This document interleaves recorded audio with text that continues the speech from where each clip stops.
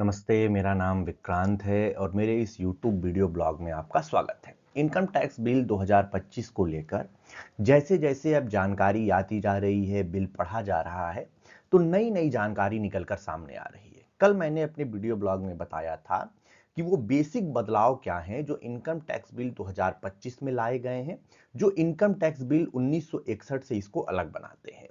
आज इसके जो पेचीदा प्रावधान हैं, जो प्रोविजंस में बदलाव किए गए हैं, जो टीडीएस, टीसीएस इन तमाम चीजों को लेकर बदलाव किए गए हैं, उन तमाम बिंदुओं पर हम बातचीत करेंगे। यानी कि जो ये आज का वीडियो है, यह इनकम टैक्स बिल 2025 को बहुत इन डेप्थ एनालाइज करता है, इसके प्रोविजन को डिकोड करता है और बताता है कि कैसे सन 1961 के इनकम टैक्स एक्ट के तुलना में यह इनकम टैक्स बिल 2025 अलग है। तो अब आगे बढ़ते हैं और समझते हैं। सबसे पहले तो आप जान चुके हैं कि इनकम टैक्स बिल 2025 कल संसद में टेबल किया गया है। इसी के साथ अब यह एक स्टैंडिंग कमेटी के पास गया है, वहां चर्चा होगी और अगले सत्र से पहले इस बिल को संसद में पेश किया जाएगा और इसके बाद इस पर बहस होगी, तमाम बदलाव होंगे और उसके बाद यह बिल एक्ट में बदल जाएगा। लेकिन इसमें जो बदलाव लाए गए हैं उसमें पहला बदलाव तो ये है कि यह बिल पूरी तरीके से 64 साल पुराने इनकम टैक्स एक्ट 1961 को रिप्लेस करने की तैयारी कर रहा है। इसके अलावा इसमें जो कोशिश की जा रही है वो ये की जा रही है कि यह बिल कॉम्प्लेक्स लैंग्वेज को एलिमिनेट करे, लॉजिकली चीजों को रीऑर्गेनाइज करे और सबसे महत्वपूर्ण बात यह है कि अगर रिपीटेटिव चीजें जो पुराने बिल में नजर आती थी उनको ये खत्म करे। अगर आप इसको बहुत इन डेप्थ एनालाइज करेंगे तो पहली चीज जो इसमें समझने वाली है कि ये जो नया इनकम टैक्स बिल है यह 1 अप्रैल 2026 को यानी कि अगले साल लागू होगा और इसे इनकम टैक्स एक्ट 2025 कहा जाएगा जब ये संसद के दोनों सदनों से पारित हो जाएगा और राष्ट्रपति की अनुशंसा भी प्राप्त कर लेगा। इसके जरिए टैक्स प्रोविजन को सिंपल कर दिया जाएगा। एक्सपर्ट्स का मानना है कि जिस तरीके से 2017 में जीएसटी के जरिए इनडायरेक्ट टैक्सेशन सिस्टम की पूरी ओवरहॉलिंग की गई थी, वैसे ही income tax bill 2025 direct taxation system को पूरी तरीके से बदलने जा रहा है। ये एक बड़ा रिफॉर्म साबित होगा, जैसे जीएसटी को लेकर कहा गया था और जिस तरीके से जीएसटी साबित हुआ है। तो लेकिन इसके बीच में एक अनसर्टेनिटी भी है, टैक्स पेयर के बहुत से सवाल हैं। टैक्स पेयर समझना चाहता है कि income tax bill 2025 income tax act 1961 से कैसे अलग है। वह जानना चाहता है कि इसके तमाम प्रोविजंस, तमाम शेड्यूल, तमाम एक्ट, तमाम चैप्टर किस तरीके से उसके टैक्स पेइंग एटीट्यूड को, उसके टैक्स पेइंग अमाउंट को प्रभावित करने वाले हैं। तो आगे बढ़ते हैं और समझते हैं कि पहली चीज जो इस इनकम टैक्स बिल में है वो ये कहता है कि there is no change in residential status for individual, Hindu undivided family, companies etcetera. यानी कि जो रेसिडेंशियल स्टेटस को लेकर जो बात सन 1961 के एक्ट में कही जा रही थी, जो सेक्शन 6 के अंतर्गत कहा गया था कि भाई रेसिडेंशियल स्टेटस को लेकर जो कई क्राइटेरिया बताई गई थी उसमें कोई बदलाव नहीं हुआ है और एकदम सेम सेक्शन 6 में ही इस इनकम टैक्स बिल 2025 में भी रेसिडेंशियल स्टेटस की बात की गई है। हाँ, लेकिन एक चीज हुआ है कि sub class has been renumbered. For example, deemed residency under section 61A of the income tax 1961 is now section 67 of the income tax bill 2025। मतलब रेसिडेंशियल स्टेटस नहीं चेंज हुआ है लेकिन जो सब क्लॉज थे वो रिनंबर कर दिए गए हैं और इसकी वजह से जो सेक्शन पहले सेक्शन 61A हुआ करता था आज वो सेक्शन 67 हो चुका है। लेकिन जो क्राइटेरिया थी to determine whether it is an SSE or not, such as in the companies or HUF, remain unchanged under section 6 of the new bill। यानी कि बदलाव ऐसा नहीं हो रहा है, सिर्फ बदलाव सेक्शंस में हो रहा है। जो भी एसएससी को डिटरमाइन करने की क्राइटेरिया निर्धारित की गई थी वह बरकरार रखी गई है। इसके अलावा अगर हम देखें तो जो हेड्स ऑफ इनकम हम 1961 के इनकम टैक्स एक्ट में पढ़ते थे कि income from salary, income from house property, income from profit and gains of business and profession, जिसको हम पीजीबीपी कहते हैं, कैपिटल गेन्स और इनकम फ्रॉम अदर सोर्सेज। नए इनकम टैक्स बिल में भी जो क्लैरिफिकेशन है, जो क्लासिफिकेशन है, वह सेम रखा गया है हेड्स ऑफ इनकम का और यही 5 हेड्स ऑफ इनकम बरकरार रहेंगे। इसके अलावा अगर आप देखेंगे नए इनकम टैक्स बिल में तो कुछ सेपरेट रूल्स जो है वो इंट्रोड्यूस किए जा रहे हैं जो इनकम टैक्स बिल की विशेषता के रूप में दिखाए जाएंगे। So the new income tax bill will have its own set of rule instead of following the current income tax rule. तो एक तो होता है कि हम एक्ट बना देते हैं और एक्ट बनाने के बाद से हम बहुत सारे रूल बनाते हैं जिनके बेसिस पर एक्ट को इंप्लीमेंट किया जाता है। तो अब जो इनकम टैक्स बिल आ रहा है वो अपने खुद के सेट ऑफ रूल्स के साथ आएगा, ना कि जो पुराने इनकम टैक्स रूल बनाए गए हैं इनकम टैक्स एक्ट 1961 के अंतर्गत उनको फॉलो करेगा। दूसरी चीज इसमें यह कही गई है कि जो expenses on tax free income है, तो अभी अगर आप देखते हैं तो certain expenses related to tax free income are not allowed, but now income tax bill 2025 will introduce a separate rule for this will be introduced to deal with the expenses on tax free income।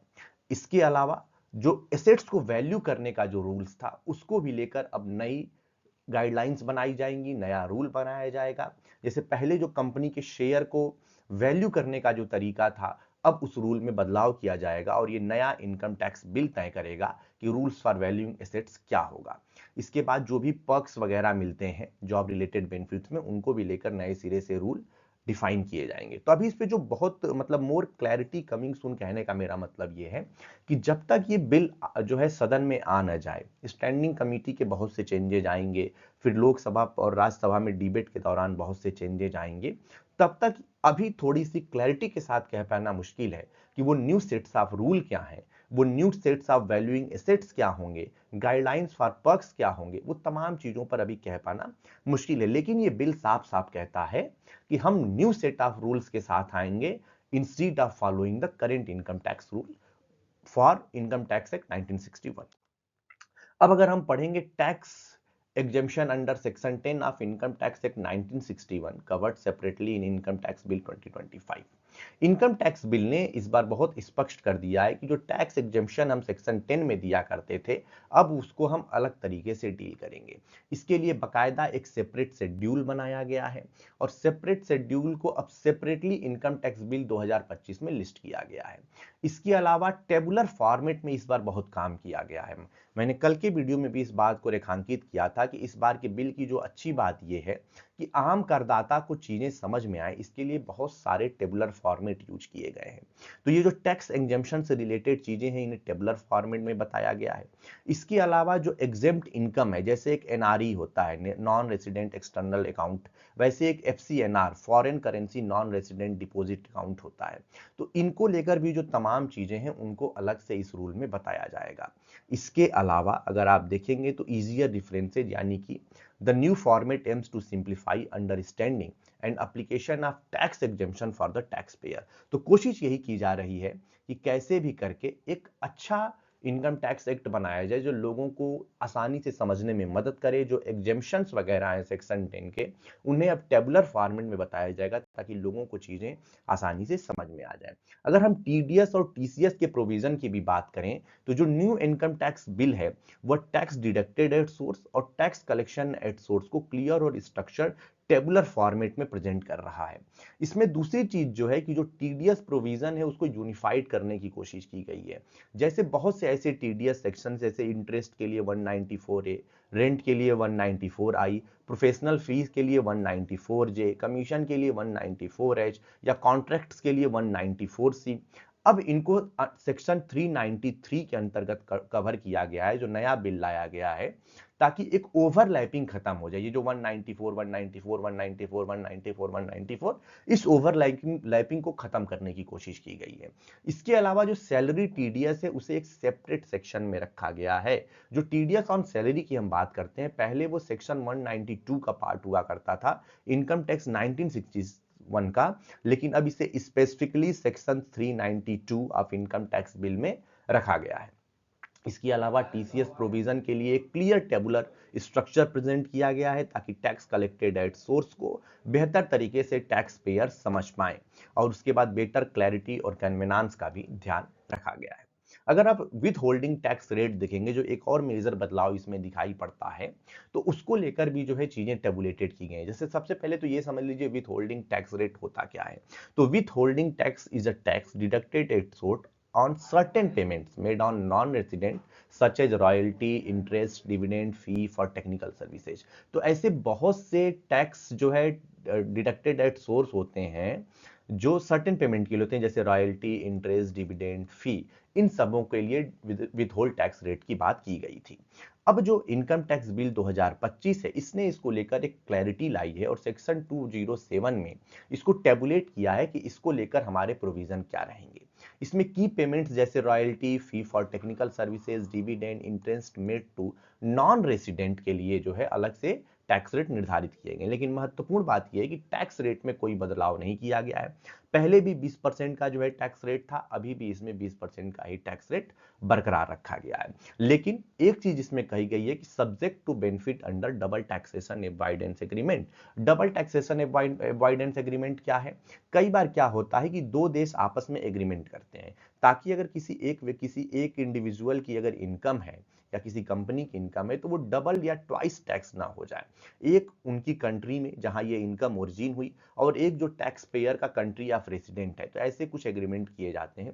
तो इनका भी ध्यान रखा गया और कोशिश की गई है कि इसको सिंपलर और मोर एसेसेबल बनाया जाए। इसीलिए टेबुलर फॉर्मेट को इस बार इंट्रोड्यूस किया गया है ताकि tax payer can quickly find applicable with holding tax rate without any confusion. इसके अलावा कुछ सवाल हैं जो मुझे लगता है कि निश्चित रूप से सबके दिमाग में आएंगे। पहला सवाल यह है कि do you need to choose the new tax regime again? So the answer is no. If you have already opted for the new tax regime under the Income Tax Act 1961, you do not need to choose it again under the new Income Tax Bill 2025. अगर आपने पहले ही नए tax regime को चुन लिया है तो new income tax bill 2025 में आपको दोबारा चुनने की जरूरत नहीं है। लेकिन अगला सवाल यह है कि फिर what about the old tax regime? इसमें साफ साफ बात कही गई है कि the new bill does not specify tax slab for the old regime. However, taxpayer still have the option to choose between the old and new tax regime based on their eligibility and preferences. साफ साफ इसमें बताया गया है कि old tax regime को लेकर नए बिल में कोई स्पेसिफाइड टैक्स स्लैब की बात नहीं की गई है, लेकिन टैक्स पेयर के पास ऑप्शन रहेगा कि वह नए और पुराने टैक्स रिजीम में जिसमें भी वो एलिजिबल है या उसका प्रेफरेंस है वो उसका चुनाव कर सकता है। अगली चीज है कि न्यू टैक्स रिजीम सिंप्लीफिकेशन को लेकर जो बात की गई है, तो the bill has not change tax rate. पहले कल ही मैंने बता दिया था कि किसी भी तरीके का टैक्स रेट में बदलाव नहीं हुआ है, but include table for easier reference, remove redundant provisions, deduction for rent paid, life, health insurance, provident fund contribution and home loans are now specified. नए टैक्स बिल में इन सारी चीजों की व्यवस्था कर दी गई। अगर आप पूछेंगे कि rule for switching between regimes क्या है, तो बिजनेस और प्रोफेशनल इनकम को लेकर कहा गया है कि once you opt out of the new regime you can switch back only once and after that you must stay in the new regime. अगर आपने एक बार जो है न्यू रिजीम से ऑप्ट कर लिया तो आपको एक बार और मौका मिलेगा, और अगर आप वापिस आ गए तो आप इसी में बने रहेंगे। किसके लिए? बिजनेस और प्रोफेशनल इनकम के लिए। सैलरीड एम्प्लॉय के लिए कहा गया है कि you can switch between the old and new tax regime every year. आप हर साल ओल्ड और न्यू टैक्स रिजीम में स्विच कर सकते हैं, but you must choose the old regime before the income tax return due date. लेकिन जब income tax return ITR file करने की जो ड्यू डेट है उसके पहले आपको ओल्ड रिजीम का चुनाव करना होगा। तो ये कुल मिला जुलाकर इनकम टैक्स बिल 2025 से रिलेटेड कुछ चुनिंदा सवाल थे जो मुझे लगता है कि सबके दिमाग में आ रहे होंगे। तो इसी के साथ हमारा आज का ये वीडियो ब्लॉग समाप्त होता है। मुझे उम्मीद है कि आपको यह पसंद आया होगा। आप मेरे साथ जुड़िए और ऐसे ही तमाम मुद्दों पर अपनी जानकारी दुरुस्त करने के लिए मेरे चैनल को लाइक करिए, शेयर करिए, सब्सक्राइब करिए। जय हिंद, जय भारत, जय लोकतंत्र।